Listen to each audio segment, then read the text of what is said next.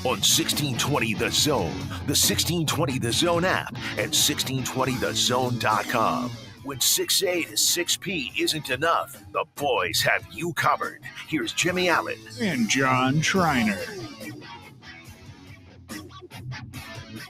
Welcome into the After Hours Lounge on a Monday night. Jimmy Allen, John Schreiner, Dan Campion with you. Brought to you by Bellevue University. Head over to bellevue.edu. Register for classes. You can become a Bruin as early as this fall. We got a great show lined up for you. Bo Pelini, was it a good hire 18 years later? We will debate. That class of coaches in the 2008 carousel was very interesting. Speaking of old Nebraska coaches, is Luke Fickell Scott Frost? We'll talk about that as well. 6:30. We'll buy or sell on several different topics around the NFL and college football. Top of the hour. Also, Omaha baseball got a pretty big win.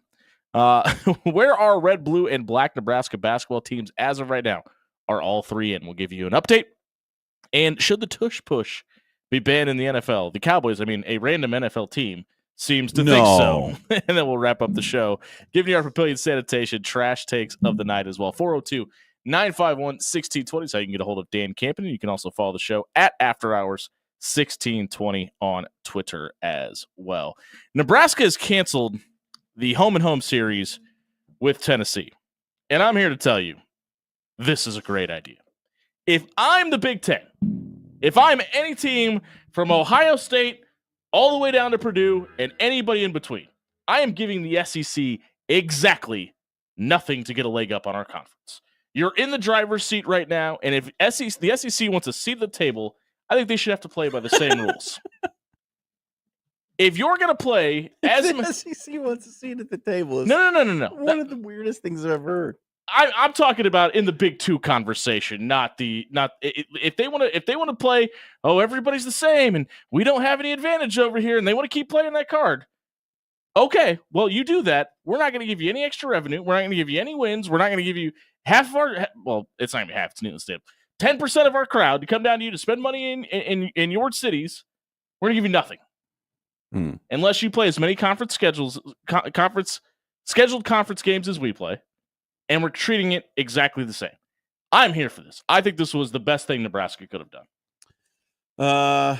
It is not the best thing that Nebraska could have done. Because it gives off an air of cowardice. It makes you look like you are afraid to play this game, whether or not that's true. Whether or not it's true, Jimmy. Let me tell you why that's. And it almost doesn't matter whether or not it's true. Let me tell you why it doesn't do that. They have rescheduled this game 3 times before canceling it.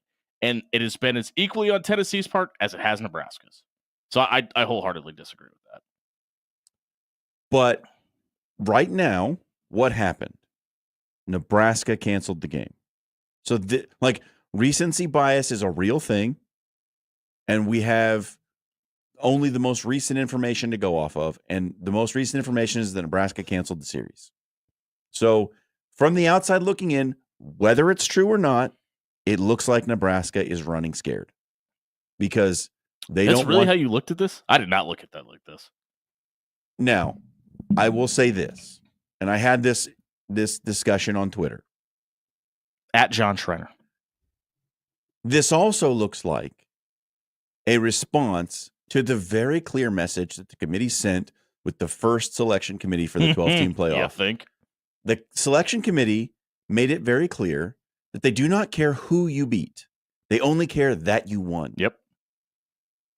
And I don't think that could Look be at you, Bloomington. any more clear. They don't care, honestly, because if you're 12-1 and you played a strength of schedule in the hundreds and you were 9-3 and you played a strength of schedule that was number 1, 12-1's getting in. Every time. The committee said so. Strength of schedule does not hold as much weight as the number of games you've won. And so this is a response to that. You have to win as many games as you possibly can because qualifying for the playoff is the only metric that matters now. So Nebraska's done this in response to that. I got pushback on this. People saying Nebraska's got a long ways to go before they worry about the playoff. Fine. I agree with you. I disagree. I think that's what anybody should be worrying about. But this is a dress for the job you want situation, right? This is college football being a front-wheel drive vehicle, and the wheels that pull are the wheels that steer. it's driving the sport in this direction where it matters less who you play. It matters more, did you win or lose? Notre Dame played 4 ranked opponents all season. Those 4 ranked opponents, by the way, Texas A&M, Navy, Army, and Louisville. Not exactly the cream of the crop. We're talking about strength of schedule. They made the college football playoff. And they will next year as well. And they will continue to do so. Indiana's best non-conference win, want to guess who that might have been? Bowling Charlotte. Same ballpark. Georgia beat Clemson and then played Tennessee Tech and UMass in their non-conference. All of these teams got into the college football playoff. Oregon's best non-conference win was Boise State. Now that's really good because they were a college football playoff team and they were one of the best teams in the conference. That would have been the best case, the case 3 years ago. So it's SMU's best non-conference opponent, by the way, BYU, and they lost. Still made the college football playoff. You don't have to kill yourself in the non-con to make the college football playoff. And Alabama and Ole Miss played these incredibly difficult schedules and lost a few games and didn't get in. More importantly, Ohio State, Michigan, Oregon, USC, Penn State are all conference games. Yeah. That would have been a dream scenario 15 years ago. Yeah. And now it's reality. So it's not like you got to go searching and headhunting for these helmet games to make this big splash on TV to get the TV ratings. This isn't the Big 8 where you've only got one other ranked team in your conference. Well, it's not even that. It's like for notoriety and get big noon kickoff and be in a primetime slot and make sure your brand is being built. That's going to happen just being in the Big 10. Sure. That happens to Rutgers. You don't have to fight for that and scrap for that time anymore. It happens for everybody, especially if you're in the Big 10. Dan, look at when Rutgers plays Ohio State. They make it a big deal. It's weird. Don't give me that look. I'm going to keep giving you the look because they do still have to scrap for everything that they have. No. As far as the football team, congratulations, Ace Bailey. He's talking about. I'm talking about for TV time because they give them TV. They give everybody TV time. That's part of the deal. So I've been hearing a lot of just like talk about this for the past like 5, 6, 7 days on Nebraska Sports Radio. And front facing, I get it. I get why you would cancel the series because by the time that you have your home portion of this being like your game where Tennessee gets to come to Memorial Stadium, you're going to be down like 20% of the seats. Yeah. But that has nothing to do with this though. I want to address what Captain says in the tweet. Yes, it does. In the chat, behind facing, not so much. Captain says that is as of right now, but they said they're going to make changes. So will those changes affect this decision? That is yet to be seen. And Captain, the changes are not to how you get into the playoff. It's the changes that are coming are related to how teams are seeded in the playoff. There will always be a committee.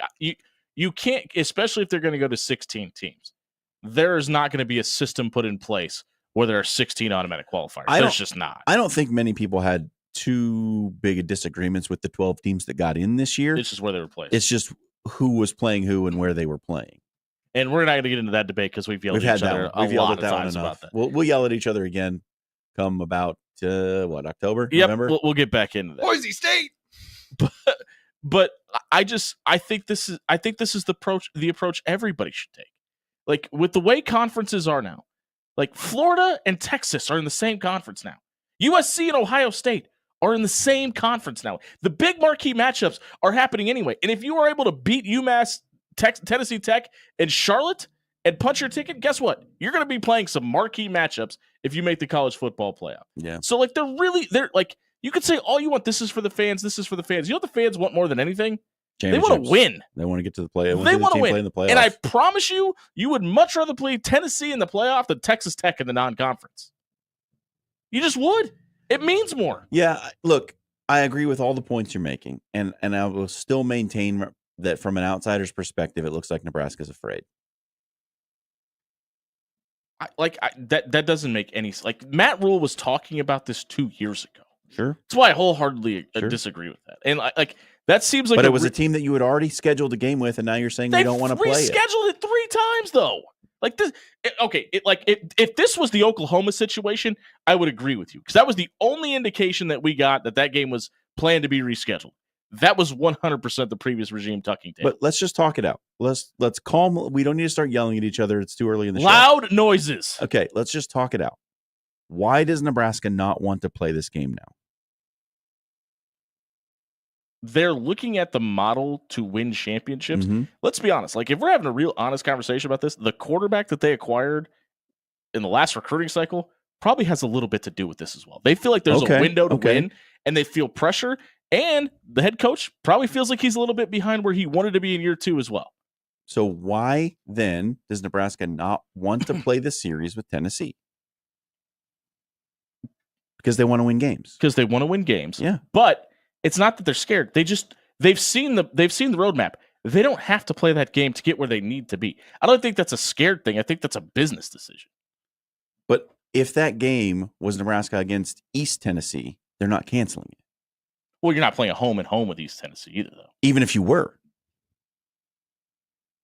You're Okay. not afraid of East Tennessee So, because you hold- know you're going to beat them. So hold on. You don't know if you're going to beat Tennessee or not. It's a disagree. different proposition. I disagree because they took the same game with Cincinnati and moved it to Arrowhead to Mhm. better facilitate both. I think this was I think if both parties are being honest, I think this was we want to go to Tennessee. This game has been rescheduled. We don't know if we could trust them to come to Lincoln. I wonder how much that is a discussion as well. Also, I think there's a lot of discussion being had about super conferences and where we're going to be in 3 to 4 years. And are you going to be required to play an SEC crossover game anyway? And if that's the case, do we really want to work around the fine print of trying to reschedule this game again to get Tennessee on a later? There's a lot of moving parts here. Like, I get what you're saying. I get what you're saying. But I don't think we could look at I know I've given some arguments why they're not scared. I don't think we could look at one of the things and say, this is exactly why this happened. I like the Occam's razor principle. The simplest explanation that makes sense is usually the right one.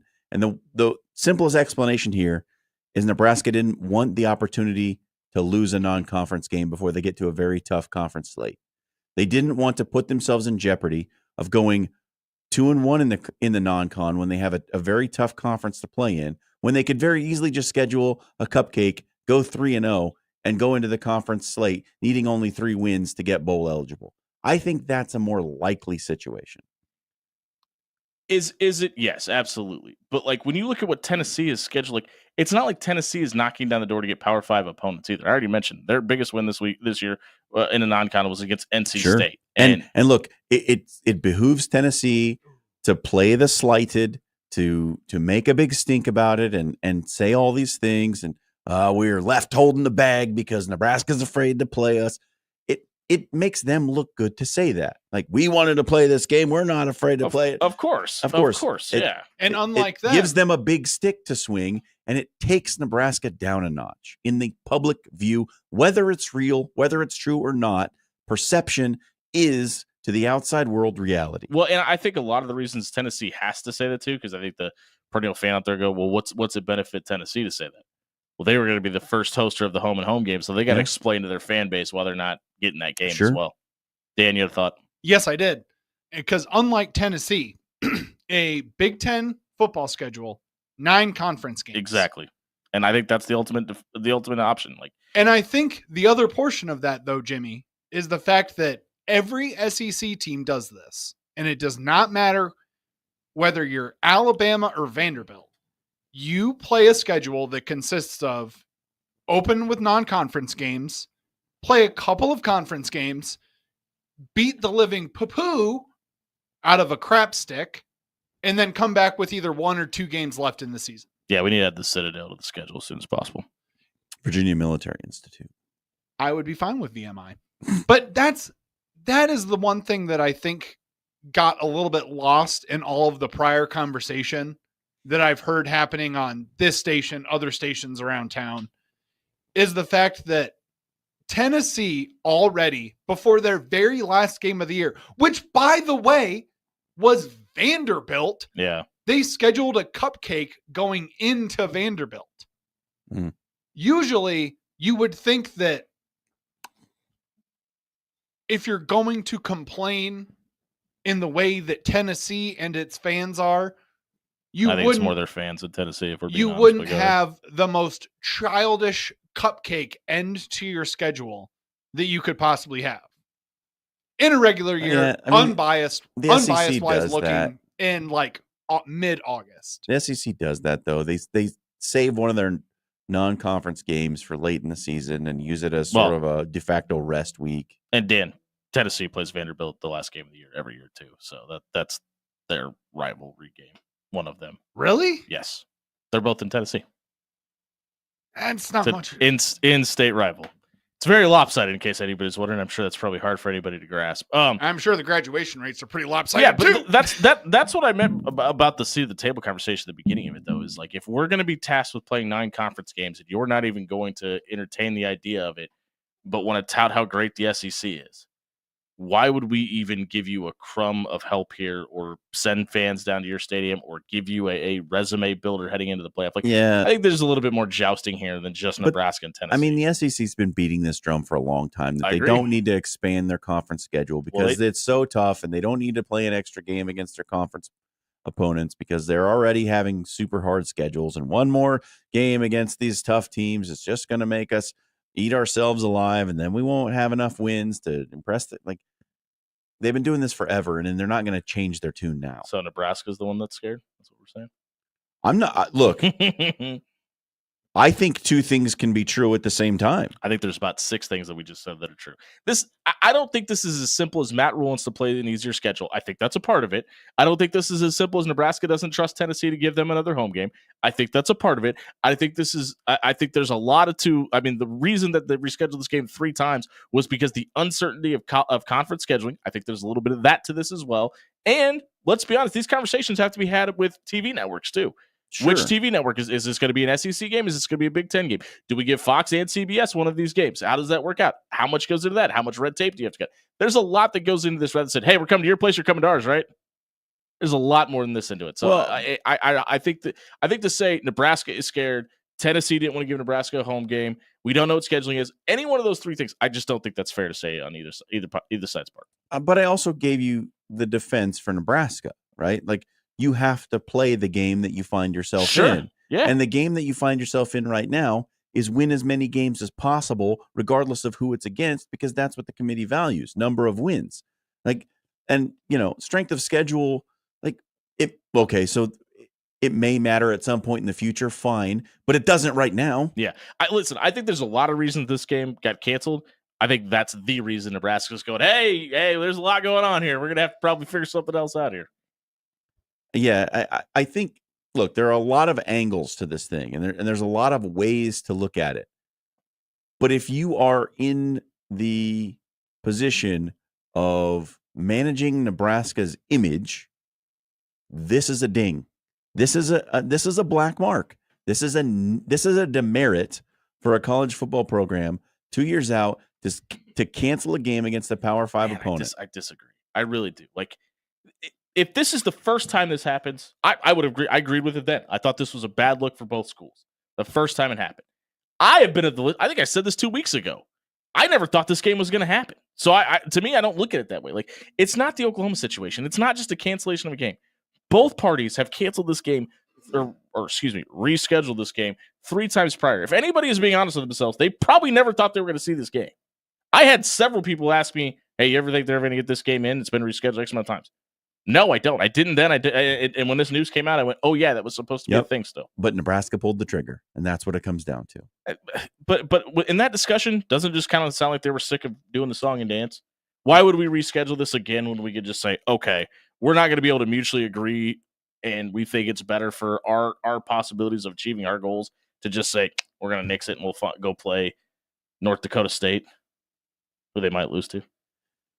Yeah, I think what you're doing there is reading into the situation and putting a spin on it that isn't necessarily there. Like, it could be there, it might be there, but I don't know that you can say that that that's exactly there. Well, I don't think you could say that Nebraska was for certain scared of Tennessee either. I mean, I think, but that's the perception. That's what it looks and like. Perception's reality. I would agree with that. But this has been in place for a long. Like, this is not they booked Tennessee 2 years ago and they canceled it. This was supposed to happen almost a decade ago. Sure, and it eventually got canceled, like everybody just assumed anyway. Like to me, those are completely different things. Like, do I think there's a part of Nebraska that doesn't want any part of what Josh Heupel has rolling in Knoxville right now? Absolutely. I think there's a lot of truth to that. Does that mean that that's exactly why this happened? I would find that very hard to believe that that's the only underlining reason. Hey, if you want to find out what VMI stands for, check it out at soundcloud.com/afterhours. 1620 is brought to you by our friends at Allo Fiber. They go beyond internet, bringing fast, reliable speeds with an all-fiber network. Allo goes beyond customer service experiences with local teammates right here in Nebraska. No robots and 24/7 customer service. If you're sick of calling and getting a recording with your cable or internet provider, head over to allofiber.com. Get local help tonight. We'll be right back. You know what else happened over a decade ago? It's almost 2 decades ago. Bo Pelini got hired in Lincoln. Was it a good hire? We debate on the side of the break. 1620 the zone.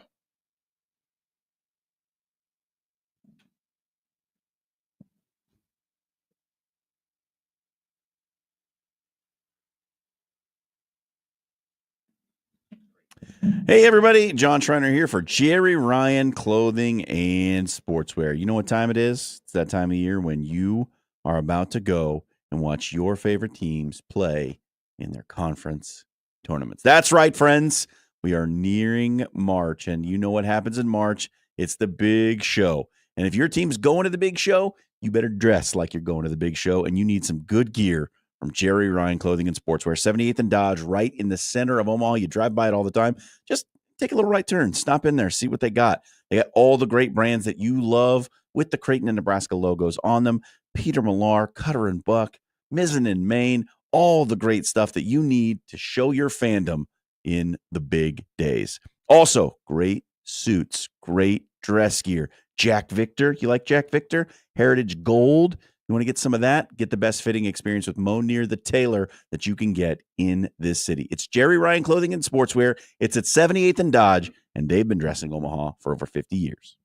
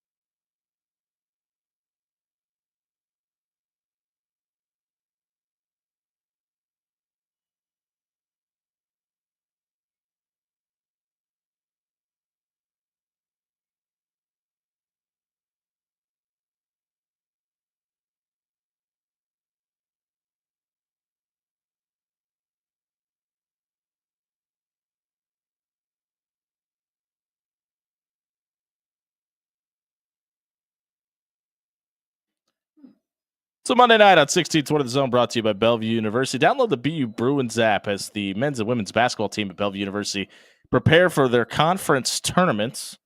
You doing that game Wednesday? No. No. Okay. Well, regardless, get out of Bellevue's new facility. Wait, yes, I am. Yes, I am. I am doing the game on Wednesday. Dave Denley's women's basketball team will be hosting the first round. I said yes. Of their North Star Athletic Association tournament championship run to trying to win a title down. Yeah. John Schreiner will be on the call. Come up, tell him you've heard about him doing the call and after us. We'd love to hear from you. It has been 18 years. I will sign your autograph. Will you? Sure, why not? I'm going to try to get Want somebody. to take a picture? I'm not very handsome. All these things are true. It has been 18 years since Bo Pelini was hired as the head coach in Lincoln. Children have been born and graduated high school. Do you feel old yet? Got me to thinking.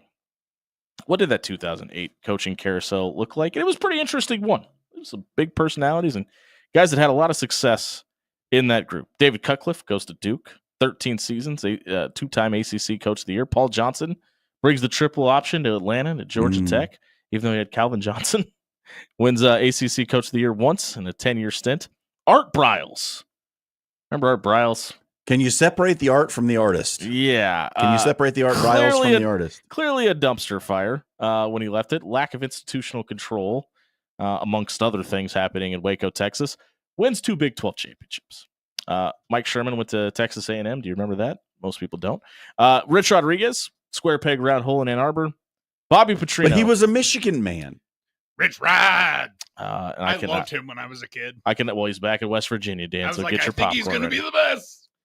Bobby, speaking of dumpster fires, Bobby Petrino went to Arkansas after leaving the Falcons. They were so good. He went 21-5 in his They last were 2 so years, good. by the way. Do you remember Run DMC? That's all I had to forget about that. Darren McFadden, Peyton Hillis. I forgot that was when Bobby Petrino was there. He probably should have won the Heisman, man. And then Houston Nutt. There was 12 other hires, but they just weren't really noteworthy. Made the SEC title game 3 times at Arkansas, but went 24-26 in 4 seasons at Ole Miss. And then Mark Anthony Pelini gets hired in Lincoln, Nebraska. 7 years in Lincoln, made the Big 12 championship game 3 times, 1 Big 10 title appearance. He goes 67-27. Never won fewer than 9 games, won 10 games 3 times, but never had fewer than 4 losses in a season. Yeah. When you look at all the success of the names that I listed above, and obviously not all of them successful, probably the most successful, despite on the field anyway, was Art Briles. Yeah. Probably the least successful off the field was Art Briles. I don't even think that's debatable at this point. Can you say that Nebraska made the best possible hire in this recruiting carousel? Because with this, and looking back on it with revisionist history, Yeah. it's kind of hard to argue that he wasn't the best hire of the entire coaching carousel. I mean, I remember that time because it was around the time right when I was moving back to Omaha, getting out of the Marine Corps. I was just starting to listen to local sports talk radio. Kevin and Michael were on in the afternoons. Consequently, the reason I am in the career that I'm in today was inspired by listening to them. But one of the things I remember most about was listening to them debate who they thought the next coach should be. Yeah. And I was on Michael Severe's side. I wanted Paul Johnson. A lot of people did. I wanted Paul Johnson because I thought, he might bring back a run heavy power offense. I didn't necessarily think he would come to Nebraska and run the triple option. Yeah. See, I did. So that's why I didn't want Paul Johnson, because I felt like the college football landscape had changed so much. I mean, even like at this time, Frank was implementing the spread option offense at Ohio. Yeah. Like even the guys that were running the triple option were morphing to more of a spread offense. And now some of it, like in Frank's case, was out of a necessity because the offensive lineman that you couldn't run power football at Ohio at that time. Probably still can't even to this day. But I felt like the concepts around hiring Bill Callahan and a forward-thinking offensive mind, and forward for thinking for the time. I mean, obviously the West Coast offense. I didn't believe in the West Coast offense, but I thought what Bo was doing in Lincoln after Sean Watson left, I think that was more where I thought Nebraska would flourish the most. I mean, the pistol set. Say what you want about Tim Beck. but his diamond concept was intriguing, if not functional and pretty successful, despite some of his decision making sometimes.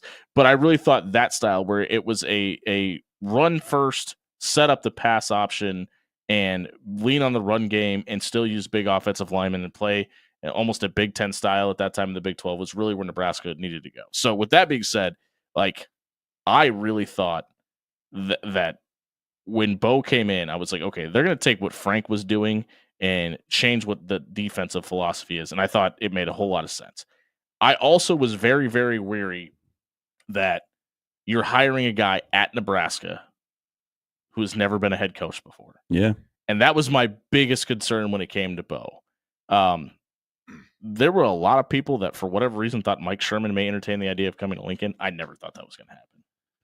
Yeah, I don't remember his name being in the mix all that much, I guess. To me, it was always down to like the guys that most people were talking about the most. It was Bo Pelini and Paul Johnson. Yeah, and there was a small contingent of Turner Gill. Yeah, well, a lot of people thought that I was just. It's the day after T.O.'s birthday. Happy birthday to T.O. There was a lot of people that wanted Turner Gill, but they never wanted to see Turner Gill come here and get fired. And a lot of people believe that's why T.O. didn't hire Turner Gill also. Yeah, because he never wanted to fire Turner Gill from Nebraska. I bet you Scott Frost wished Bill Moose took the same approach. I mean, if you look at of those coaches at that time, like, who would have been better than Bo Pelini at Nebraska? I don't know that any of them would have been. That's what I'm saying. Like, it just kind of feels like they got the right fit for the time.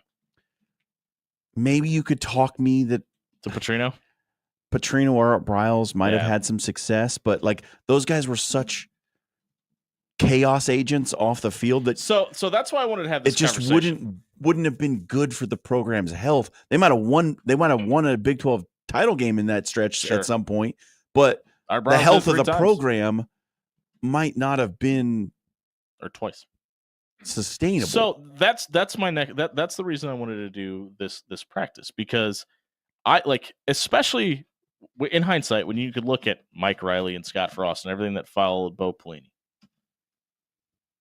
I wonder how many Nebraska fans in 2008 would look at an Art Briles or a Bobby. Let's talk about Bobby Petrino, because there's a little less, not much, but a little less of a black eye with Bobby Petrino. More of a neck brace than a black eye. He just had some road rash. Yeah. I wonder how many people today that in 2008 would say, listen, this is Nebraska, and it's got to be done the right way, and Nebraska nice, and we got to cheer the other team onto the field and thank fans for coming, and it's got to be a representation of Nebraska fans on the field. That would never hire anybody that even has a little bit of a risk, because at that time, 99% of the fan base wouldn't have touched anybody that would have any risk off the field associated with them. I wonder how many of those people today would go, listen, give me 2 championships in 3 years, and then you leave, and I don't care what happens. Because I think a lot of the fan base is swaying that direction. Listen, that's very immoral. I'm not one of those people. Like, there's a lot of people out there would go, I don't even care how. Just get me 2 championships. You got hired the next year who would have been available at that time? I looked at this, and somebody caught my eye, and I can't remember who Chip it was. Kelly. Yeah. But here's the thing. You have to remember, like, where this fan base was with. Yeah, are you hiring the guy from New Hampshire? No. I'm talking about, we brought in the guy that runs the West Coast offense. Sure. And that's not Nebraska football, and you've got to be able to run the power eye. We run the option here, and we've got the pipeline. You've got to have big offensive linemen. They've all got to be corn-fed, and they can't be outside of the 500-mile radius, and they've all got to live in somewhere in western Nebraska. And we've talked about this before. Or be Richie Incognito. But there are certain coaches who fit into a time and place. And Chip Kelly and Oregon seemed like a marriage made in heaven, right? Like, it's a ton of Phil Knight money. Mm-hmm. You've got all the flash and dash with that up-tempo offense. Those two just, like, they made a perfect fit. And I don't know necessarily. Well, and I think you got. And you can talk about this with Art Briles and his spread offense, and Bobby Petrino with the air raid. Like, do those fit for the time and place at Nebraska? And do they work in Nebraska's weather? That See, like I hate that argument. The WinRap Stadium. Like, listen, there's a reason that Zach Taylor had to have the arm he did for Bill Callahan's system to work, and yeah, Sam Keller was a check down machine, clearly didn't know the playbook, but like you had to have a guy with a cannon to run the West Coast offense. Like I firmly believe that, especially when the weather was as severe as it was back then. Obviously, we've seen some changes over the last couple of years here, and I don't think that's the case now. Woke. Yeah. Global warming is not real. But with that being said, like I wonder how much the fan base was so jaded by bringing in the West Coast offense to replace the option, and you bring in the guy that's up tempo and doing what nobody else is doing in college football, and would you hate that? Even though they were running the football at Oregon. A lot. Yeah, and it like it running the option. But I also think like when you look back at revisionist history with Art Briles and Chip Kelly, what they were doing, how revolutionary it was too. Like at that time, I think it would have worked anywhere, just because nobody had been caught up to it, and they clearly had the mind for it. Yeah, it's hard to say anybody other than Bo Pelini from that list, because I mean, you just look at the numbers, man. Yeah. He won a bunch of games at Nebraska, and we don't need to relitigate personality flaws and Well, that's why he's not here and anymore. that sort of thing. But just from a success standpoint and how many games he won, it's hard to think anybody else on that list would have done much better, if at all better. Maybe there's a guy you can pick out in there who would have gotten you over the hump to get the conference championship at some point. But that, like, to be 40 games above 500, I don't know. I don't know if there's anybody who would have lasted that long. Looking at the next year, and because there was a lot more movement in the next season of 2009. You were never bringing back Bill Callahan for another year. Like there was just people would have showed up. That relationship was so sour. Yeah, people would have showed up at North Stadium with a pitchfork and torches. Dabo Swinney was also hired at Clemson the next year. That's one of the names, but I look at a guy like Doc Holliday, who had no fire to him. But he walked into a place like Marshall and won. Like if Nebraska would have been looking for somebody they could have taken a chance on, and we've seen that university pinch really tight on their pennies and go, who can we get for the cheapest dollar? Yeah, Mike Riley, and get him to come here with the most upside. Like that, like looking at that list, because when you're talking about Tommy Tuberville, we mentioned Turner Gill a minute ago. Jimbo Fisher got the job at Florida State. Brian Kelly takes the job at Notre Dame. You've got a bunch of guys. Lane Kiffin got the job at USC. There were some really big name hires at the time. Mm-hmm. People around here would have been really upset because you didn't make a splash hire. But like, it'd be kind of hard to argue that it probably wouldn't have worked for him here too. Like a guy like Doc Holliday, I have a tremendous amount of respect for what he did at Marshall. It's interesting. I mean, hindsight's always 20/20, right? And I think you remember when Tennessee hired Derek Dooley?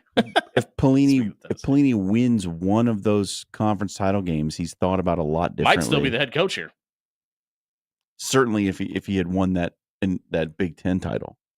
Oh, that's an interesting debate. Which would have been the most of the four? Like, which would have been the most pivotal? Because I think it would have been the Texas game. If you win the 2009 championship, you stop Texas from going to the Natty. You beat that Mac Brown team. And Dominican has that performance. Dominican might win the Heisman if they win that game. If he's the one to block the kick, like let's say they block the kick at the end of the game and it's a Dominican too, I think he wins that Heisman Trophy. But here's my argument for the Big Ten, because when Nebraska, and yes, I know Barry Turner was you closer. remember We're going to get to some of this a little bit later because we've got something else coming up that's going to relate directly to this. But the prophecy for Nebraska when they left the Big 12 was that the Big Ten's boring. They can't hang with Nebraska. Nebraska, like at that time, do you remember the conversation about the Big Ten? Yeah, the Big Ten can't win the big one. That and Nebraska's offense was too finesse for what the Big Ten was too. That was a lot of the conversation. Sure, but there was a lot of arrogance from not only Nebraska fans but fans around the country when it came to the Big Ten. Well, and they were slow and lumbering and boring, and they played bad football, and they just got the benefit of the doubt because of tradition and history, and the conference was not that strong. That's what I remember the conversation about the Big Ten. And a lot of that stemmed around the 2007 Michigan-Ohio State game, which was number 1 versus number 2, and it was a bit of a snooze fest. And then Ohio State goes out and gets the doors blown off them by Urban Meyer and the SEC, and look how much different the speed at Florida looks like. And that was a legitimate conversation. Yep. The problem was the Big Ten saw that and everybody started pivoting and was like, okay, we need to get faster. But the prophecy and it happened for Nebraska right when Nebraska came in. Like Nebraska's been stuck behind Texas and Oklahoma in the Big 12. They're going to go to the Big 10 and just run that thing. That's what everyone thought when Nebraska went to the Big 10. I don't think anybody locally thought that, though. I didn't think. Did you think that? I don't know. I didn't think that. I think, honestly, that was a lot of the conversation that I was having with people around that time. So here's a little bit of a problem with that, though. Like, this is nothing against Taylor Martinez, but like I found it really hard to believe that a quarterback with that many limitations, like he was in his first 2 seasons, he was obviously electric. His athleticism was through the roof, but you needed a big time quarterback to win that can make big time throws. And that's still true today.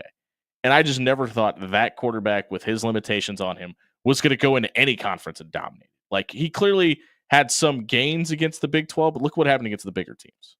But if Nebraska wins that game against Wisconsin, sure, they win the Big 10 title. They didn't get very close at all.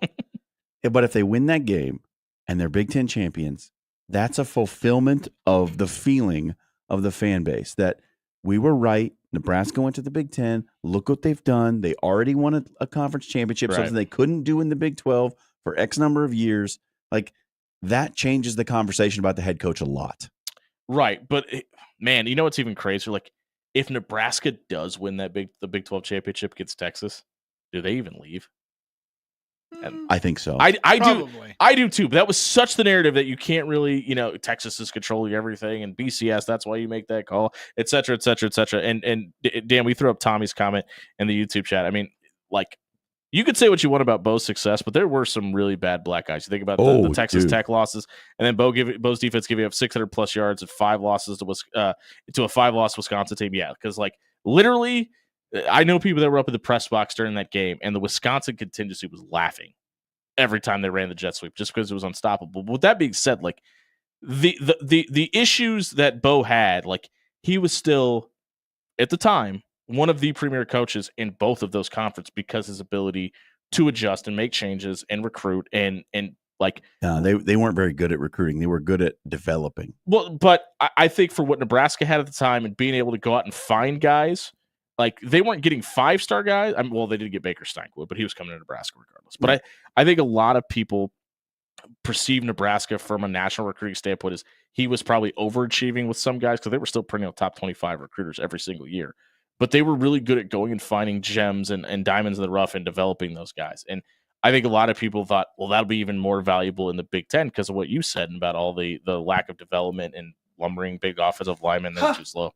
Which is hilarious because we played the biggest, lumberingest, slowest possible team in that Big Ten championship game and got the doors blown off of us. Sure. No, but Wisconsin is the most classicest of classic, big lumbering, corn-fed boy. But I'm saying the idea before Nebraska ever played a game as a Big Ten member.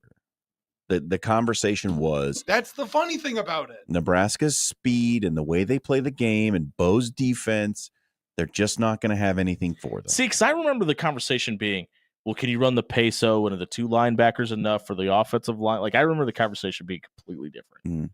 But I don't know. I was very much around a bunch of Bo haters at that time. That could have something to do with it. Hey, if you missed our segment tonight on the Bo Pelini Hire, check it out at SoundCloud.com/AfterHours1620. It was brought to you by our friends at Cunningham's Pub.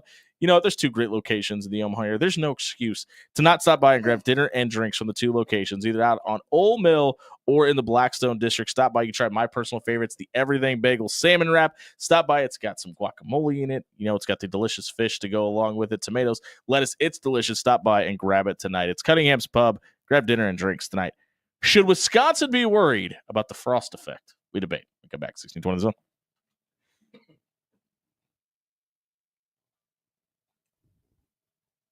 Hey, everybody, John Schreiner here for Bob at Williams Law. You know it's a bad time when you have a legal matter that's hanging around in your life. And in this new year, as we transition towards spring and everything is new again, you need to make everything new again for you. Maybe you're in a situation that's a criminal matter. Maybe it's a civil matter. Maybe you've just got something that you've got questions about relating to one of your family members. If any of that is true, then you need to get a hold of Bob at Williams Law. Check him out at williamslawllc.com. You're going to get a free, no obligation legal consultation. Bob will sit down with you. He'll talk about what your situation is. how your rights may affect this situation and how he can represent you and give you the best legal advice possible in the city of Omaha. If you are one of those people who's got a legal matter pending and you need some advice, check out williamslawllc.com.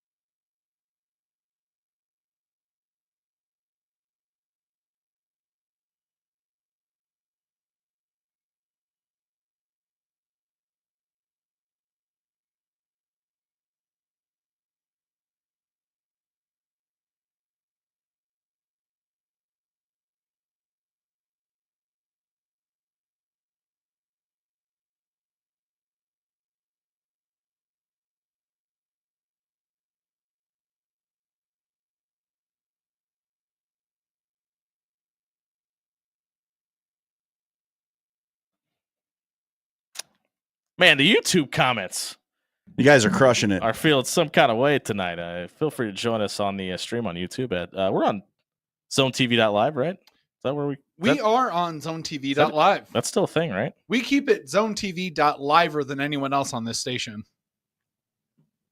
We May are on even- Zone. I'm I'm- just making sure. I Stick haven't heard around. anybody on the station plug ZoneTV.live in a while, so I just wanted to make sure that was. Breaking news, Bear Still Case there. playing. Yeah, well, it's gonna set you up to tell Better people that, get but, all right.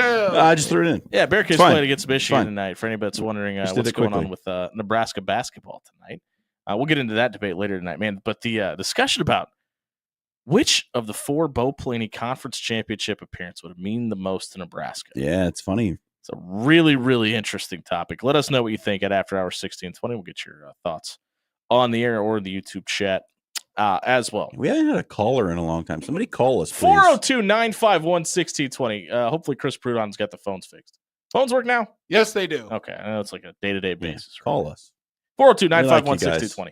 Which of Bo Pelini's Even if you're 4 dumb. Call. conference championship appearances would have meant the most to the program? We'd love to hear about that. Hear your thoughts on that. But we talked about the coaching carousels in the last segment.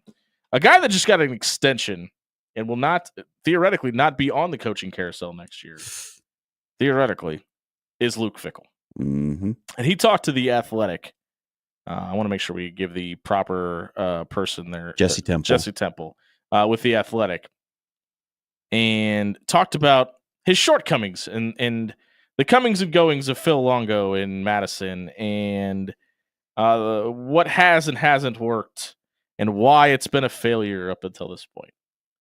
And man, oh man, did this give Scott Frost vibes to me. There were... Dude, it gave major just Nebraska football history vibes. Yeah, because the second paragraph has Luke Fickell saying, let's do it the way Barry Alvarez did it. Mm. Made me go, hey, that's what everybody said when they came to Lincoln and took a job. Said, I got to do it the way T.O. did it. And then Tom would show up to practice like once a week. That doesn't really give you a blueprint on how to run things exactly the same way. And it's been over 30 years since Tom Osborne was in Lincoln. So, and from a philosophy standpoint, to go, we're going to bring in this air raid concept, but then going back to what Monte Ball was doing, there's still going to be some gaps there, right? For sure. And like when I read this article, there were two eras of Nebraska football that this like gave me flashbacks to, right? At first, the transition from away from Solich and the Osborne coaching tree, when Nebraska we were gonna change things, we're gonna move into the modern era of football. Bill Callahan's gonna bring the West Coast. He's gonna bring a more intensive focus on recruiting and bringing in top tier players. And the sort of identity change within the program that took place at that time, and how big of a failure it was, and how like you can't just erase decades of identity and expect it to work overnight, which is essentially what Wisconsin has done by bringing in Luke Fickell. I mean, the entire Callahan staff was taking down pictures of Mike Rozier and putting up photos of Zach Bowman.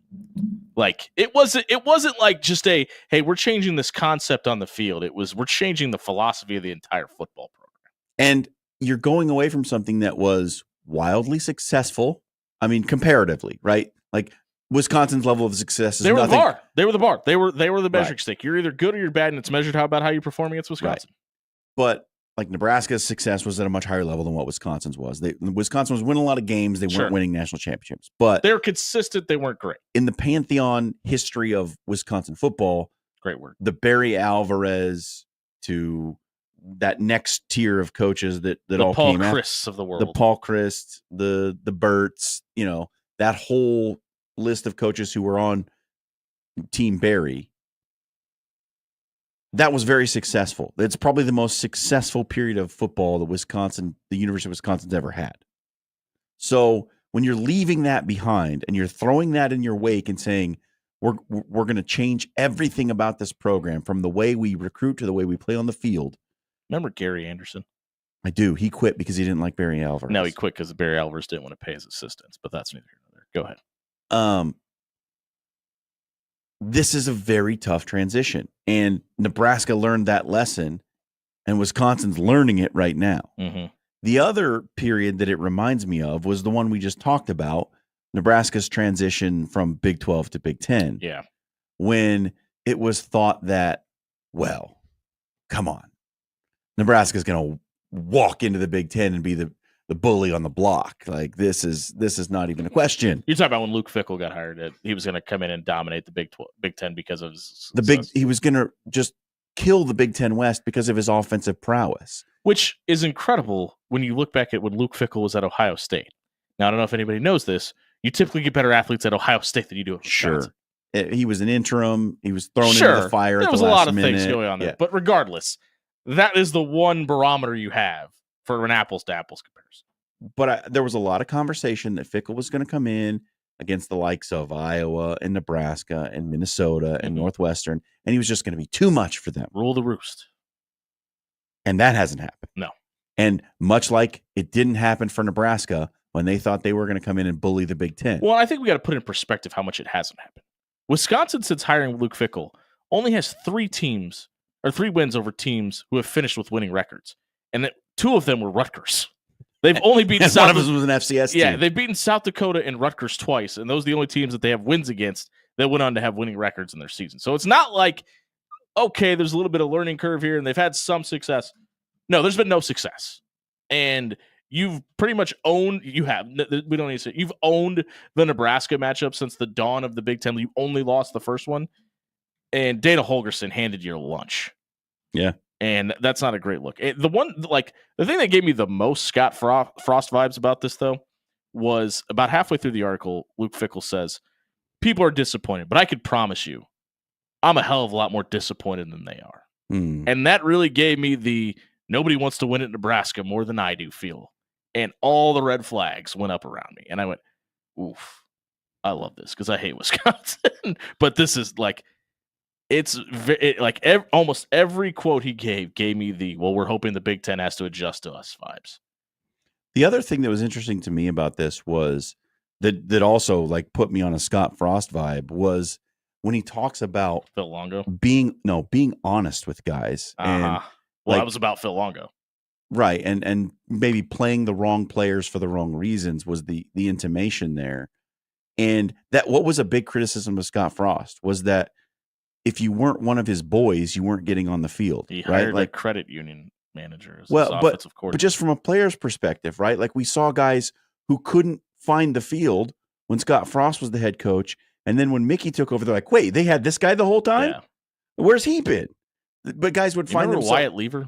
He played a lot. when guys would find themselves on a milk carton and it was almost inexplicable. And that's what that quote from Fickle about, not being able to be honest enough with guys about where they were.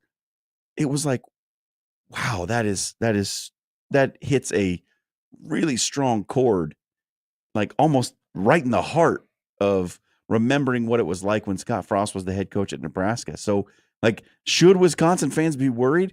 Yeah, I think they should be real worried because you're entering a situation now that Nebraska's been mired in for 2 decades, where you hired a guy who tried to change everything about the program and tried to leave history in the past and not bring anything forward.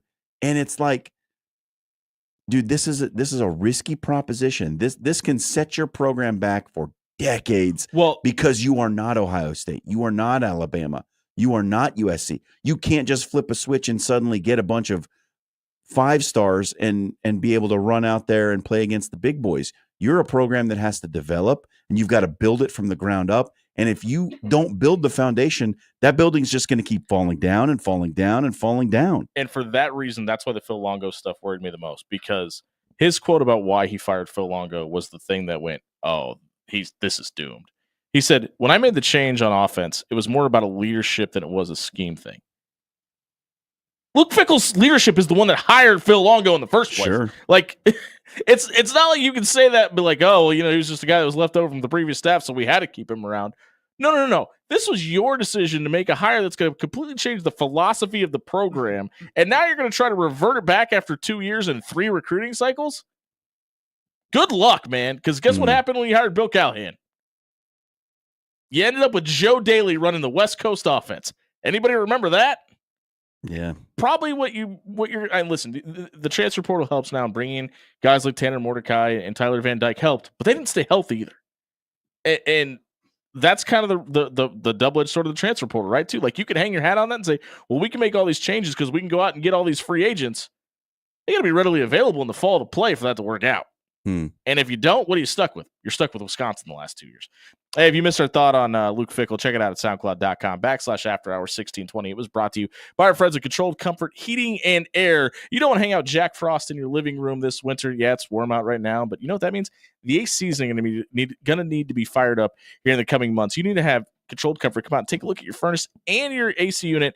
Make sure they're ready to go, and so you can have peace of mind about both systems in the cold and warmer months. Check out ControlledComfort.com tonight. We'll be right back. Tyson Terry made history, not only being on this radio show, but on the mat this weekend as well. We'll be right back. 1620 The Zone.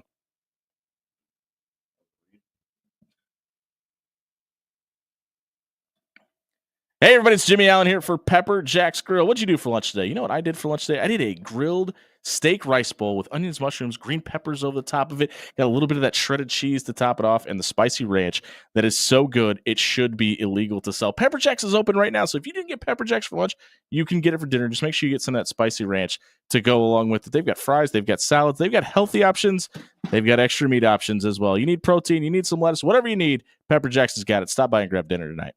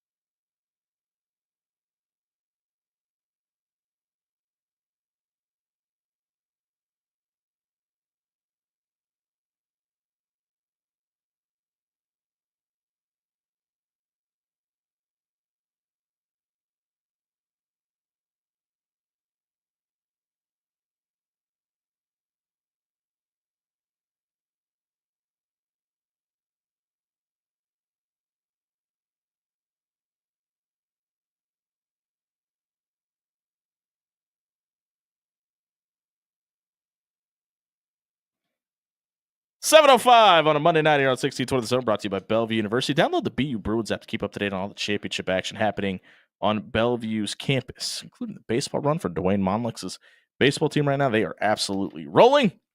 Speaking of rolling, Tyson Terry is done rolling. He's left his shoes on the mat after winning a 4th state champion, the first ever 4-time state champion in Nebraska, the first ever 4-state undefeated champion at the heavyweight level in Nebraska as well, and obviously getting ready to go on to play football at Nebraska. Had a little bit of beef with our guy Tyson. Asked him how his knee was when he was here. Jumped around a little bit, said it's fine. It's okay. Told us he tore his ACL afterwards, which is all right. But congratulations to him. But you have to respect that though too, right? Like, dude, did you see the way he was jumping around when he said it? Yeah. Like, I believed him. I thought he was good. But honestly, he didn't want to have any excuses built in if he happened to lose a match. I knew why he said it the way he did. Yeah. It made sense now. But here's what he had to say. Caught up with our friends at KETV after his championship performance. And here's Tyson Terry.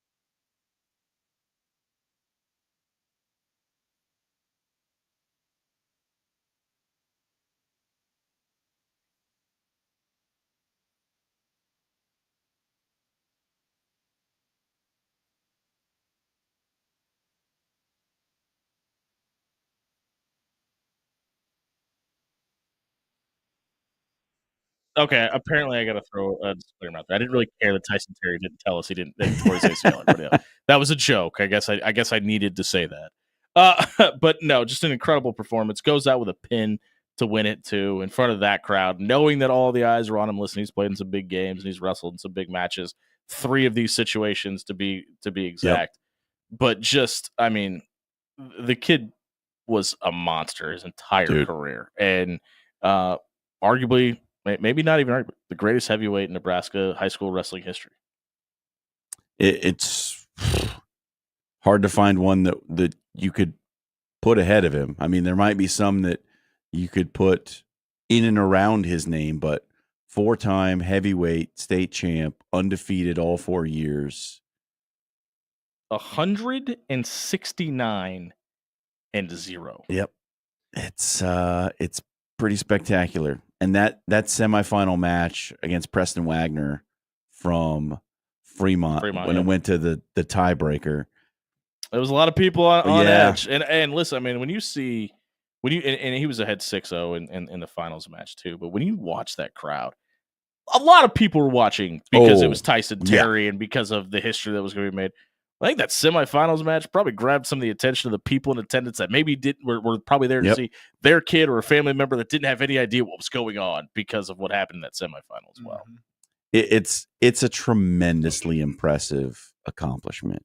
Just, man, to know what high school wrestling is and what a grind it is and how difficult it is to win at the highest level. Like, to have never lost a match and to win 4 state titles as a 4-time head, like he came into high school. He's one of 6 to ever win 4 state championships, never, let alone the heavyweight. He's the only one to ever do that.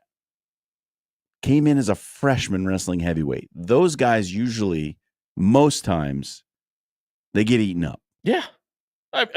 Freshman heavyweights usually get eaten up. 2 ever that didn't, and he's one of them.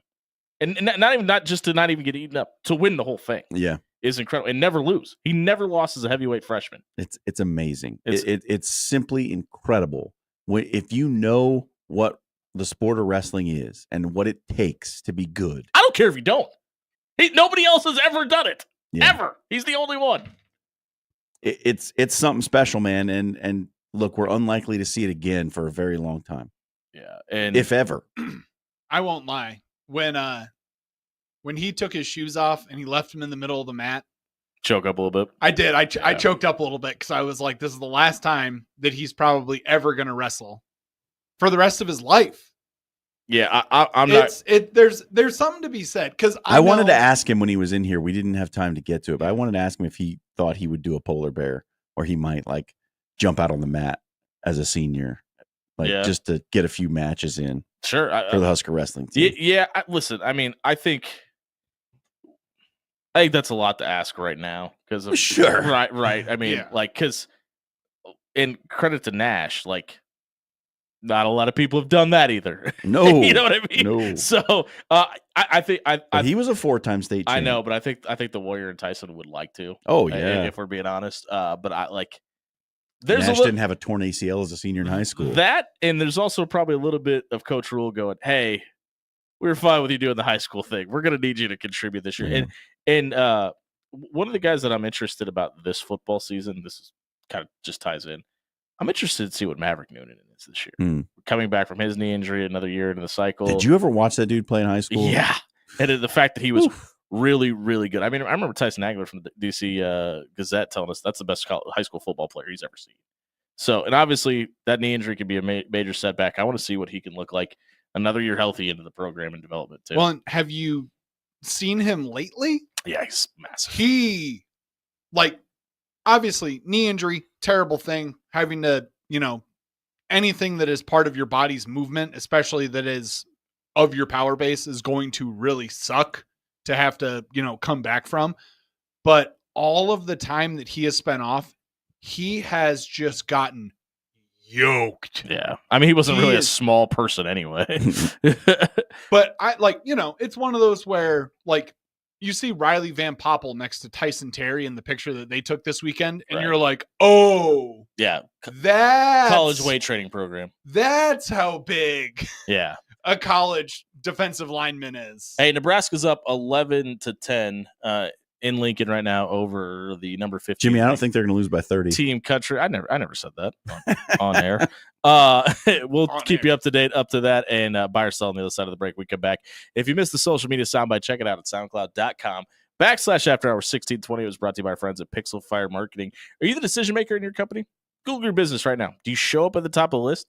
Do you show up at all? PixelFireMarketing.com can help you out with that. They can help you with search engine optimization, build you a custom website, and more. Check out PixelFireMarketing.com for more details today. Buy or sell, the other side of the break. 1620 the zone.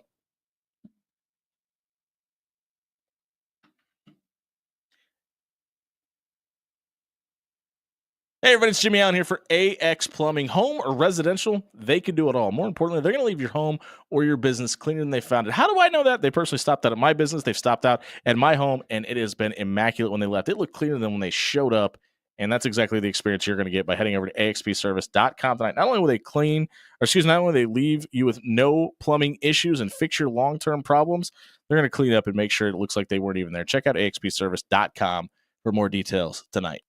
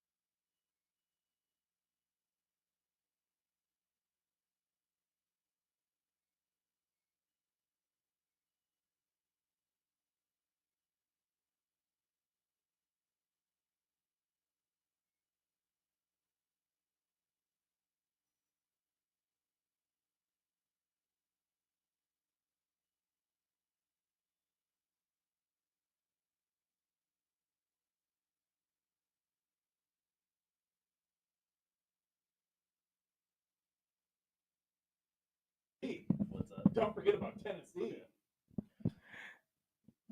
It's 7:17 on a Monday night here on 1620 The Zone, brought to you by Pyramid Contractors. Head over to pyramidroof.com. You can get a free estimate for your roof, your windows, your gutters, your siding. They do it all. Check out pyramidroof.com tonight. It is time for Buy or Sell with Disco Danny Dynamite. Danny, what you got for us? Guys, Omaha beat number 3 LSU in baseball Go in Mavs. Baton Rouge. Now, the Mavs lost the series, but we're going to talk Mav basketball in this segment. But Buy or Sell everything at Omaha is in an upward trajectory right now.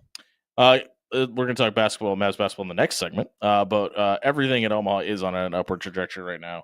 And this is what happens when you make the right decision in the power chair. Now, this is not all Adrian Dowell. The athletes on the court have to do it. You got to hire the right coaches. They've got to do their job as well.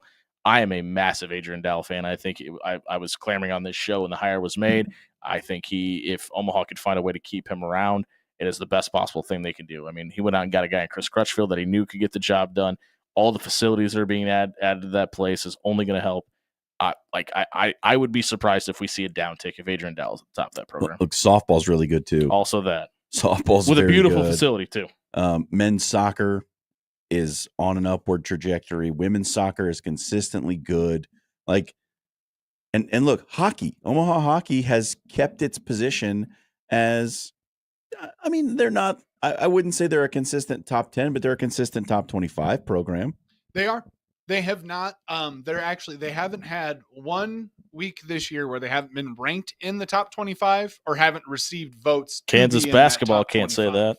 So everything is pointing upward. And look, women's basketball, while they haven't had a ton of success, they're having a better year in league play than they've had in recent years. And that's a program that's been to 2 Summit League championship games under their current head coach. So I don't know how you could say anything but the arrow's pointing up. Yeah, and we didn't even mention it though, and we're going to in the next segment, but they won the Summit League championship, regular season championship already with 1 game left to go in the men's program. Too. Told you. Pretty good, Dan. Moving on. Texas and USC are the latest to cancel their spring games. Buy or sell that this is going to have a long-term effect on college football. Sell, because here's what I think. I think once they institute contracts or some version of them that kind of slows down and negates the transfer portal to some degree, I think we see this come back as a money grab, because a lot of it is, hey, how can I miss you if you don't go away?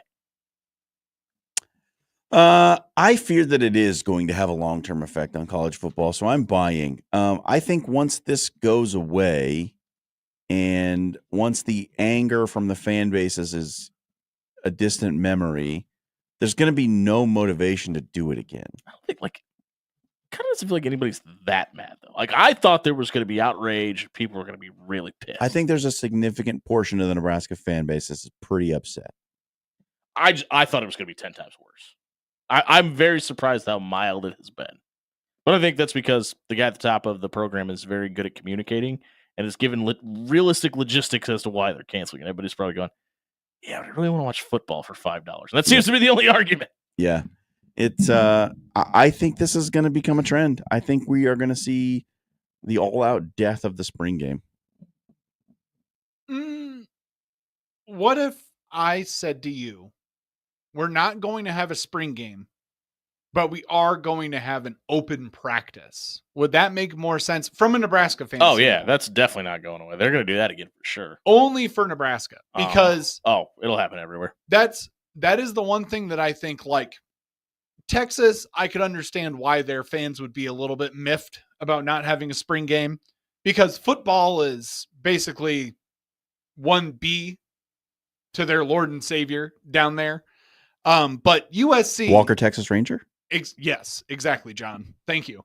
But for USC, I don't know why their fans would give 2 crapolas about not having a spring game. They don't fill up their stadium for real anyway. Games? Yeah. So why would they even bother having a spring game? No one cares anymore. Tommy's pissed in the chat. So about the spring game being canceled? I believe so. Tommy, 402-951-6020. Would love to get your thoughts on why.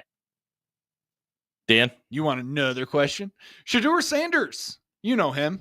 You hate him. He's not going to work out at the NFL Combine. The buy or sell that this is the right move for the Colorado. I want to clarify that I don't hate Shedeur Sanders. Okay? I don't hate Shedeur Sanders. I don't hate him. Okay, fine. I don't like his attitude, but I don't hate him as a person. Way to be a halfway hater, John. I think he's got a cool watch. Nah. Too many diamonds. Ruins the I movement. think I'm buying here. I don't think he has anything to gain by going to the combine. I think he has a lot to lose because what you've seen on the field from him is, I mean, he is what he is, right? He's a guy who's got a live arm. He's got enough mobility to be dangerous, and he's a gamer. You think he has a lot to lose by going to the combine? Yeah, because I think if he runs slow, if he doesn't look sharp in some of the drills, then he could slip. This is a guy that a lot of people a month ago thought was the number 1 overall pick, and you think he should not go to the combine. I don't think he should go to the combine. I wholeheartedly agree. I don't think he should go to the combine either. I think he's making the best business decision for himself. Listen, I've been very adamant. I don't hate him, Dan. I just don't think he's number 1 overall draft pick. I don't think he's a first round guy. I don't know. There's not a number 1 overall quarterback in this class. You could get me there on Cam Ward. You could convince me Cam Ward could be that guy in the right system. I don't think that's the case for Shedeur Sanders, though. But is a guy in the right system worthy of a number 1 overall pick? Nope. And it definitely ain't Tennessee. Yep. And to bring back up the point that Jimmy just made, it's basically a 2-horse race for who is the better quarterback in this NFL draft. Oh, have you seen that video of those two working out, by the way? It is gold. Yeah, it's pretty good. I will say that is one of the things that I do like is the fact that they're working out together and that they're talking crap together. But I honestly don't think Cam Ward or Shedeur Sanders should go to the combine and work out, because especially for Shedeur, if you are getting put through drills in the way that the combine usually puts quarterbacks through drills, and they're saying, all right, we want to see you hit a 10-yard out route at the sideline. We want to see you, hit the long fade, hit the post. You might not be able to make all of those throws exactly perfectly the way that, scouts at the combine want to see them made. And that's just going to hurt your draft stock. And where your draft stock is right now is fine. You don't have anything to improve. There's a bunch of college tape. It's good. Man, it's good.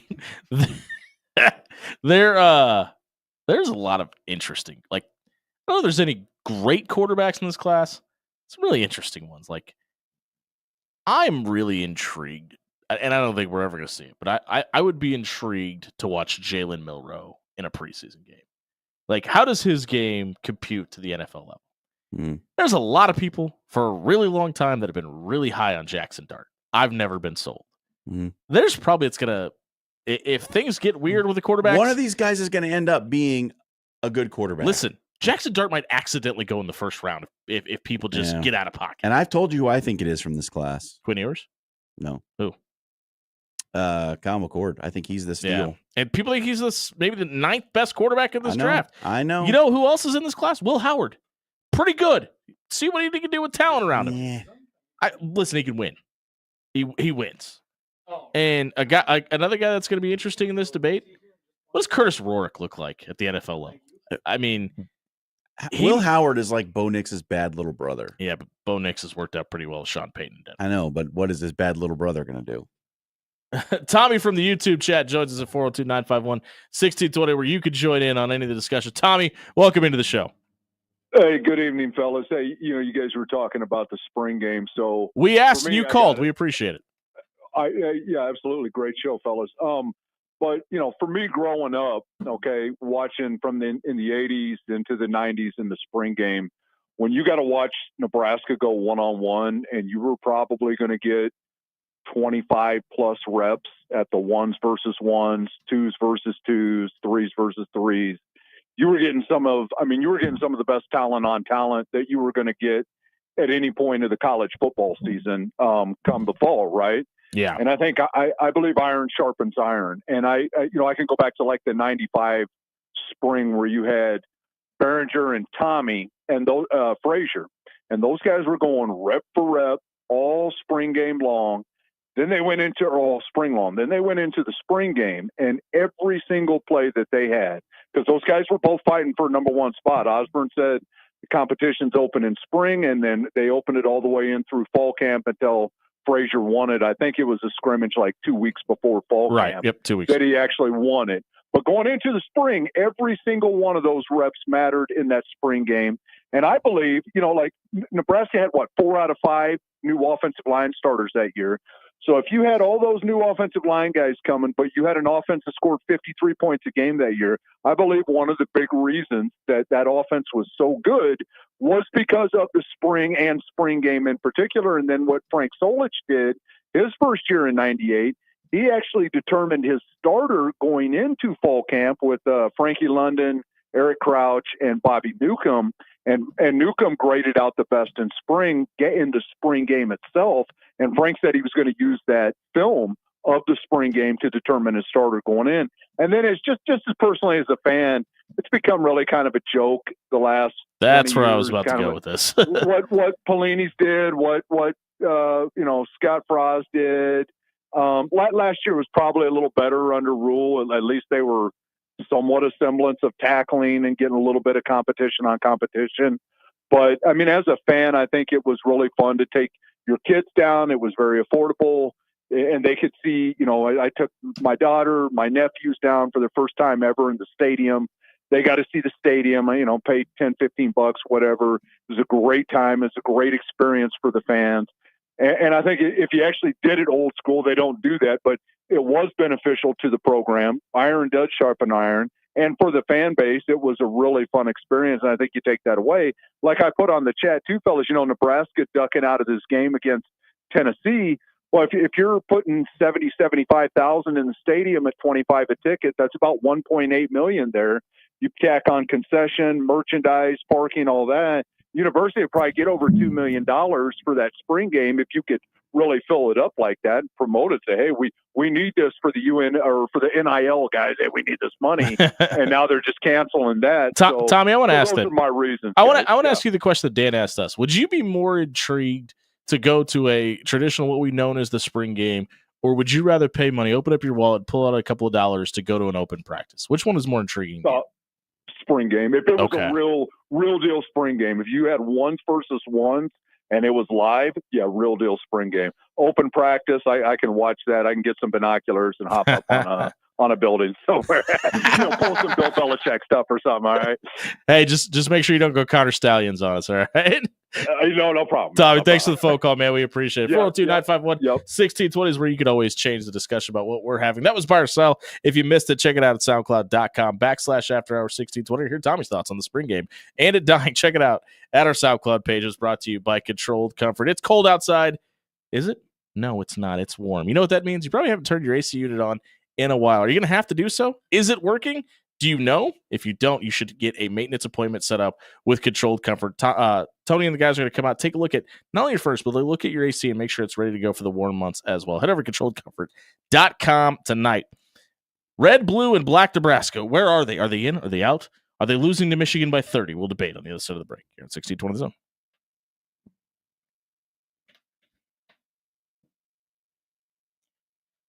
Hey, everybody, it's Jimmy Allen here for Bob Williams with Williams Law. You hear Bob in here every single week talking about Title IX issues, problems facing big-time college programs, quarterbacks with DUI issues. You don't have to be a big-time college football entity. You don't have to be a starting quarterback to work with a lawyer the caliber of Bob Williams. All you have to do is head over to WilliamsLawLLC.com.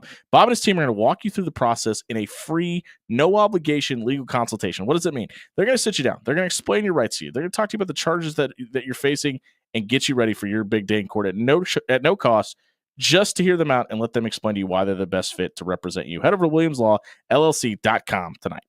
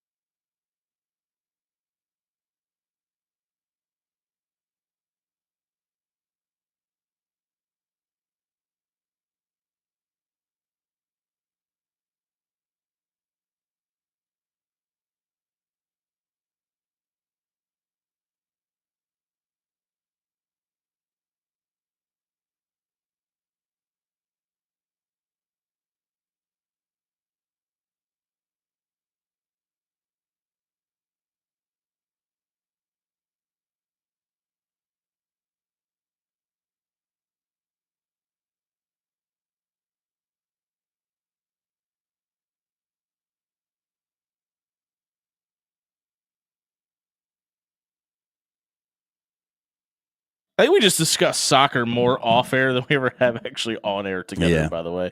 This is the After Hours Lounge brought to you by Pyramid Contractors. Over a decade of being the number one roofer in Omaha doesn't happen by accident. Head over to pyramidroof.com. Book a free estimate for your windows, your gutters, your siding, your roof. They do it all. Check out pyramidroof.com. We're a little bit behind, so we're going to try to get through this pretty quickly. Nebraska currently 3 points behind the University of Michigan, or Michigan University. It's University of Michigan. They stayed at 54 in the net rankings despite the loss to Penn State. I don't think, Which was a yikes moment. yeah, but I don't think a lot of people realize even with the season Penn State's having, that's still a quad 2 team. Like the Big Ten at the middle back of the pack, still pretty good. Nebraska's still 5-8 in quad 1 games. That's their second quad 2 loss, by the way. They're 2-0 against the quad 3 teams, 6-0 against quad 4 teams. I think even if you lose to Michigan tonight, I think this team is in. They're going to stay in the top 60 in the net, even Yeah. if they lose. And look, you have 0 losses against quad 3 and 4. Well, and I think the last 3 games, and Minnesota, who's a fringe quad 2 team, they're quad 3 team right now. Quad 1 Ohio State, quad 1 Iowa are your last 3 games to round out the season. It's not like any of those losses are going to hurt you tremendously. So I think even if they're to lose out, I don't think that's the case. I think they're going to beat Minnesota. I still think they're in. Lenardi's got them as last 4 buys as a 10 seed right now. Which and I think even if they win out, I think that's where they end up at, either the 9 or the 10 seed. I think you got to beat Minnesota for sure. Minnesota. And if you go 1-1 against Ohio State and Iowa, I think you're pretty safe. You have them in for sure? I Are they don't a have them lock? in for sure. They're not a lock yet. They're still a little bit of work to do. Guys, I wouldn't lock them in just yet. I think they're locked in. I think if they go 0-4 and finish out and go barbecue at the Big Ten tournament, there's a world where they're left out. I don't even think that's going to matter. With what they have right now, I think they've done enough to get in. Creighton moves up from 36 to 35. Huge jump. 1 spot after beating Georgetown. They've been floating around the 31 to 37 mark ever since Big East play started anyway. 5-5 in quad 1 games, 5-3 in quad 2 games, and they are also 9-0 against quad 3 and quad 4. They finish out with DePaul, a quad 4 team, Xavier, quad 2, Seton Hall, quad 4, and Butler, quad 3. They are ranked 77. Butler is ranked 77th right now, so it could be a quad 2 win as well if they're able to win that one at home on senior night, on Ryan Kalkbrenner's senior night, where that gym is going to be probably louder than it ever has been during the starting lineups. I think Creighton is in. I think they end up getting a 6 seed by the time it's all said and done. I think they're locked in, and I don't think they can get to 6. They make the Big East tournament final. You don't think they can jump to 6? 7. I got them at 6. And by the way, I think they win the Big East tournament too. Omaha, as we mentioned, is the regular season champions of the Summit League. They moved up 6. Doesn't matter. They moved up 6 spots in the net ranking to 194 from when we did this practice. Last week, they have to round out against Oral Roberts, but have locked up the number 1 seed in their respective tournament. They give Oral Roberts a thank you for giving them that regular season title. They owe them one. I cannot believe from where we were a week ago, lost to St. Thomas, lost to South Dakota State. And we were talking about, I don't know if they're going to be able to round this thing out. And I you're going kept to need the a little bit faith. of help. They did it pretty convincingly, too. Yep. I think this is the year for Omaha. I think this is the year that they finally win the Summit League tournament and make the NCAA tournament. Dan, Black Nebraska, are they in? I think they are. I like the way that they seem to lose a game, come together as a team and say, Come together. we can't let that happen again. We Right got to, now. next one, Beatles. we got to Over get a big me. win. And plus, they're getting professional wrestlers in on the whole trash can bit Yeah. now. Yeah, I had no idea. The who trash those dudes can were, bit by the is way. great, and they're having so much fun. I'm gonna stick to my. I know everything I just said about Adrian Dow and Omaha's program and all that. I think they lose in the Summit League championship. That's where I am. Hey, if you missed really sad for that to happen it would be again. very, very sad. If you missed our thoughts on Red, Blue, and Black Nebraska, check it out at SoundCloud.com/After Hours 1620. You need to head over to Jerry Ryan for all your Husker and Creighton needs. They've got a ton of great products right now on their shelves. They've got the Johnny O quarter zips. John and I have those. They are fantastic. You're not going to be disappointed with anything that Jerry Ryan has to offer, whether it be the Roan golf pants. They've got all the golf polos ready. You can hit the links this week. You got new golf polos to get out there with them. You're going to have to stop by 78th and Dodge. Let John, Dan, and the crew get your suit game ready for the wedding season as well. Head over to 50th and Dodge. Jerry Ryan's been dressing Omaha for over 50 years. Should the tush push be banned in the NFL? We'll debate on the other side of the break. 1620 zone.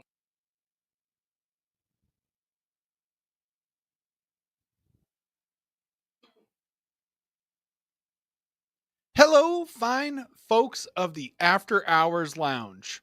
You'll remember last week we had Mike Elsevier in it, and if you listen to this radio station enough, you will know one thing that I will say that Michael Severe will not say. And that is that Pepper Jacks has the best Philly in all of Nebraska. That's right. We at Pepper Jack's Grill at 10 great local locations where Dan Campanen can get his steak gunner Philly with all of the vegetables, including that spicy jalapeno juice to make it extra, extra spicy. And you know what? If I'm going to Pepper Jack's, you know me. I'm a big boy. I'm not skipping on those fries because they are the best part of my day. And if you're getting hungry just like I am right now, you got to head out to Pepper Jack's.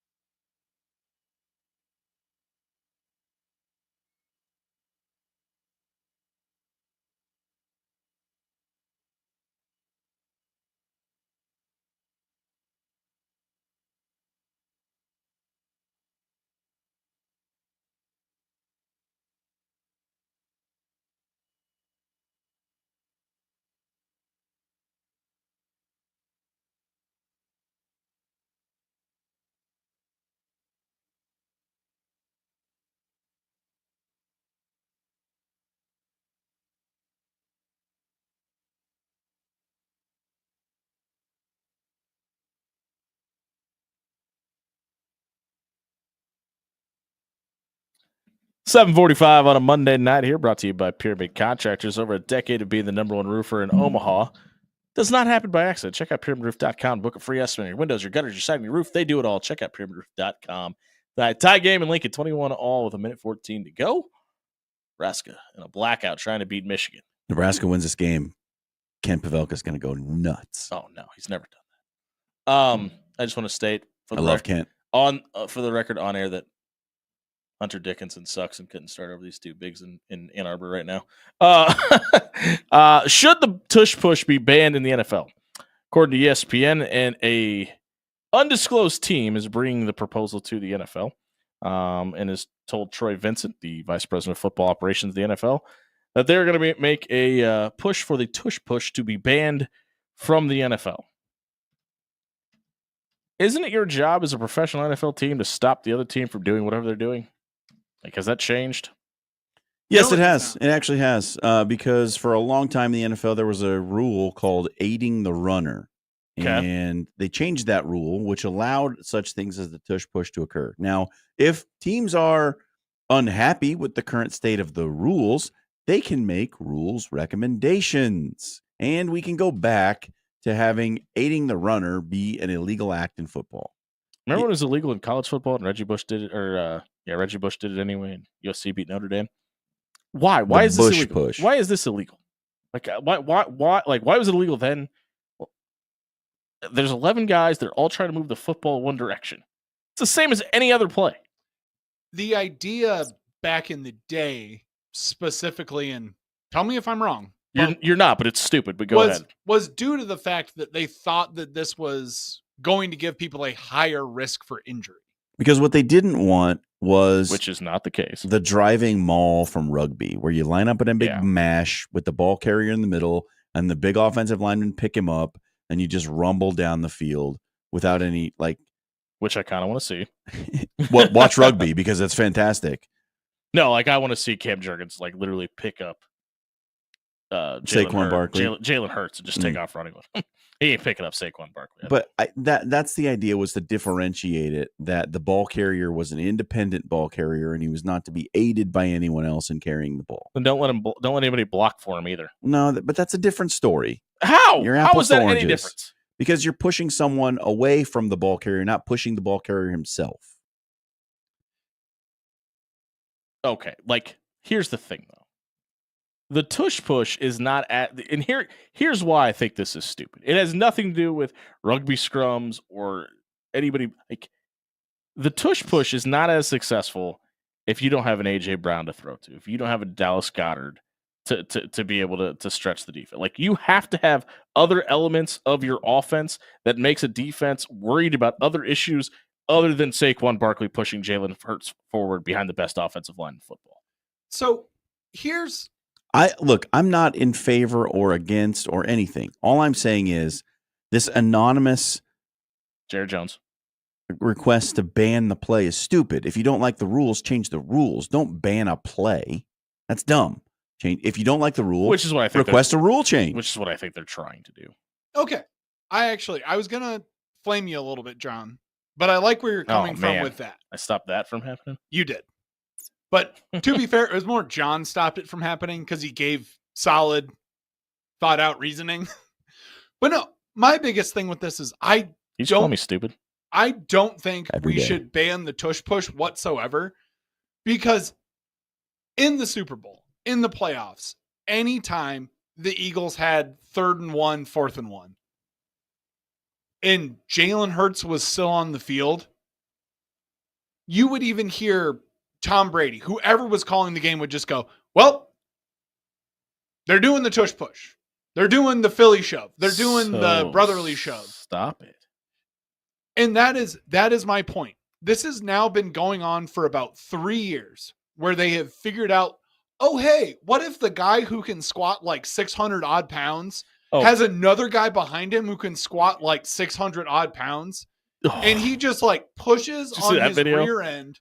Did you see the video of Saquon like making fun of Jalen Hurts for squatting 400 or whatever? When he just went, No, then he repped 850 like 6 times. No, I don't think it was 850. I think it Come was on. 8. I think it was 850. Come on. I'll get exact numbers. Hold on a second.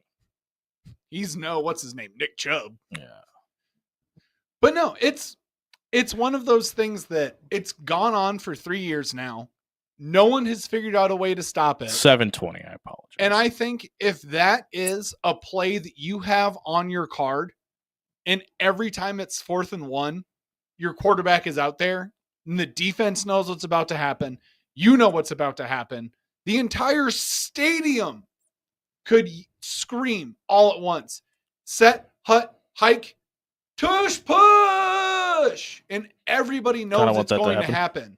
Someone just has to figure out a way to stop it.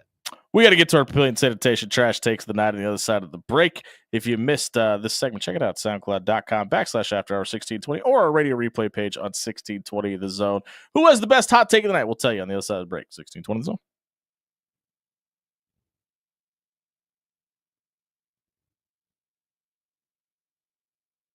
Hello, everybody. John Schreiner here for Cunningham's Pub and Grill. Do you like wings? Hell yeah, you like wings. And Cunningham's has the best ones that we here on the After Hours Lounge have tried in the city of Omaha. Smoked wings with all your best flavors and even some new ones. If you're a big fan of the Parmesan garlic that you can get other places, you need to try the Parm garlic at Cunningham's because guess what, folks? Just like everything else on the menu, it's better. The new Parm garlic wings at Cunningham's are fantastic. You need to get out there. You need to try some. Oh, you want them for free? Well, check us out on Wing Wednesday when you can get a $25 gift card to any of the two great Cunningham's locations, either in Old Mill or in Blackstone. All you got to do, follow us, retweet the GIF, and we'll put you in the drawing for the $25 gift card, and you can get your wings for the price of on the house. That is right. Wing Wednesday with Cunningham's. You can get it for free. And try out the new classic cheeseburger. It's fantastic. Cunningham's, two great locations in Omaha. Try them out tonight.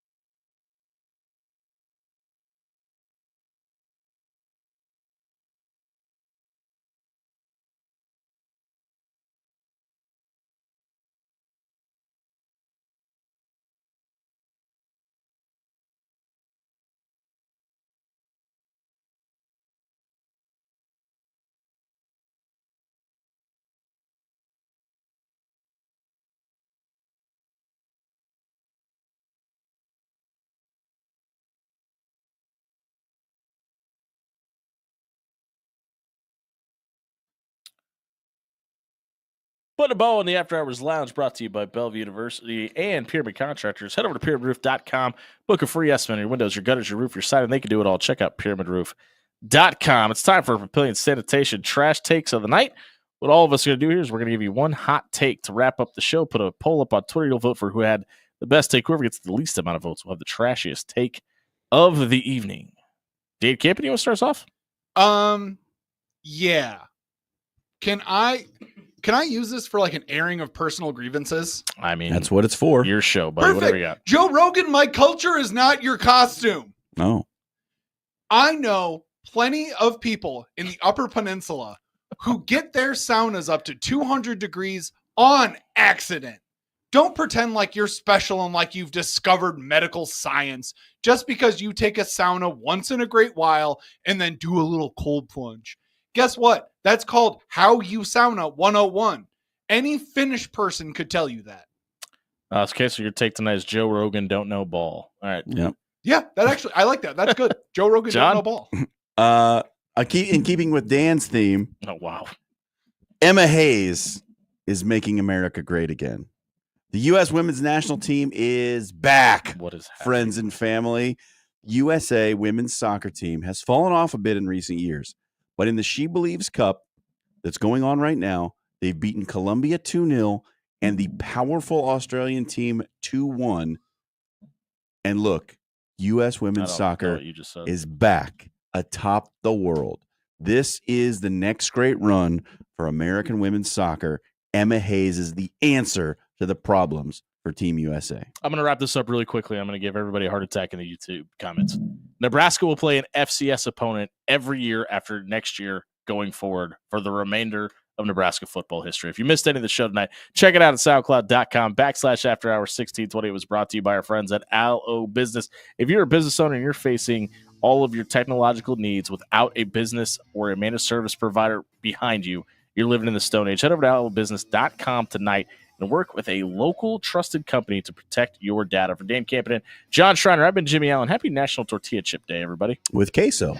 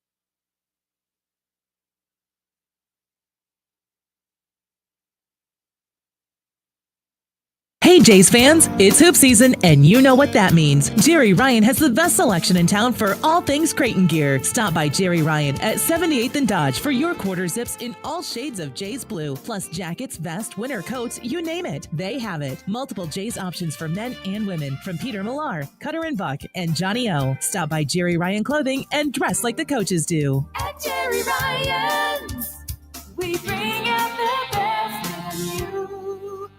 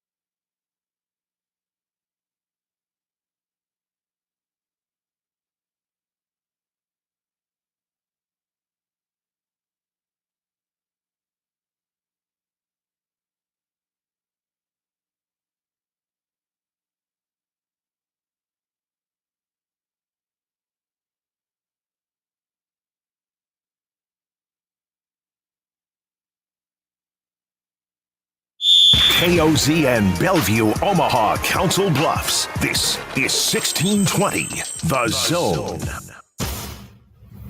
One guy won a state high school basketball championship. One guy only covered a state high school basketball championship. One guy does voiceovers for fast food chains. One guy only eats fast food. Does this seem weird to anybody else? Crazy! Can this sports writer and this sports fan share a radio show without driving each other crazy? From the TireRack.com Fox Sports Radio studios, here's Fox Sports Radio's Odd Couple, Rob Parker and Kelvin Washington. Hour number 3 of the Odd Couple on a Magic City Monday. I almost fell over here and busted my butt. You see that? I did. I almost. Wait, how? I was trying to raise on this and kind of push back, and I kind of slipped. Elijah, I need it. No. Elijah, burn that tape. It is the Odd Couple on a Magic City Monday, hour number 3. Rob Parker, Kelvin Washington. And we're the Odd Couple coming to you live from the TireRack.com studios. Right after the show, the podcast will be going up. And if you missed any of today's show, be sure to listen to the podcast. Just search Odd Couple wherever you get your podcast. And be sure to follow and review the podcast and rate it. At least 5 stars. Come on, help a brother out. Again, just search Odd Couple wherever you get your podcast.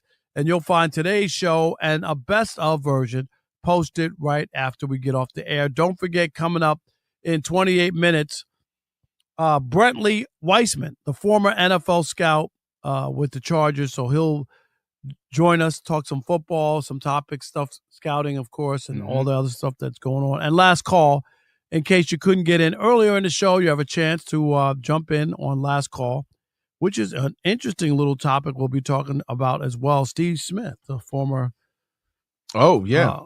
football wide receiver, right? Mm-hmm. Yeah, some news going on in this world. But Rob G, so already we got conflicting reports. This is getting kind of confusing. First story we saw was Eagles ain't going to the White House. Okay, that made sense to me. Then the White House said, we didn't invite the Eagles to the White House yet. Then Adam Schefter, Rob G said what? Well, it wasn't just Adam Schefter. You know how this works. You know how the sausage gets made in this America. We like Adam Schefter. We like Albert Breer. We like Ian Rappaport. They report what they are told. So all at the same time, an Eagles source texted these guys, and here's the exact quote, because Albert Breer was honest about it. Team source from the Eagles just texted me, quote, we would be honored to visit the White House. It's one of the things we had to look forward to doing, and we look forward to receiving the invitation, which means if Donald Trump extends the invite, Eagles are going to the White House. And here's, Kelvin, what we want to talk about. And we want to hear from people too, 877-99 on Fox, because this is one of those topics. Yeah. We had one Friday. Yeah. Yeah. Is there an obligation to go to the White House? Do you respect the office or do you respect the person that's in office? Right. And that's where it breaks down. Some people say, regardless, doesn't matter who's the president, he's the president, and you should respect that. Mm-hmm. Okay? Other people say, no. If I can't be honest, look eye to eye, and feel good about the situation, I don't want to be involved. It's not the end of the world. You don't have to go. I don't believe people have to go anywhere. Mm-hmm. You should want to go if it's an honor, if it's something that you feel really good about. There were people who didn't go to Obama that skipped. 100%. Okay, 100%. People don't talk about that. They don't remember. There are former professional athletes who didn't go to the White House because Barack Obama was in the White House. So I don't understand if there was somebody, if Jalen Hurts, and I'm just throwing his name out, Jalen Hurts hasn't said anything. I'm not putting words in his mouth.